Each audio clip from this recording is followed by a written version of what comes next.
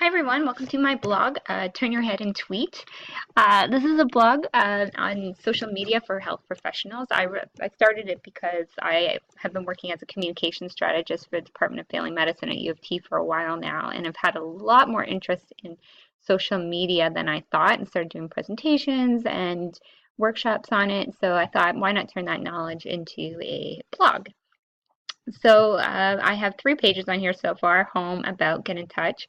I might add some more pages once I get going about that specific to, getting started, and then maybe specific to certain platforms. I'm not sure yet.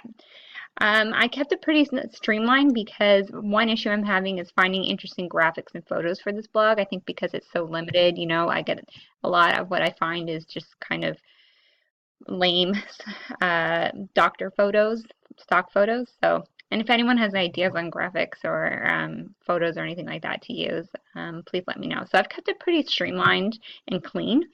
I've written a couple blog posts about getting started and why people should care.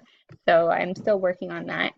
Um, if you scroll down here, I also have my Twitter feed on the side. I'm trying to tweet more about social media and medicine and that type of thing to make it more relevant as my feed comes up.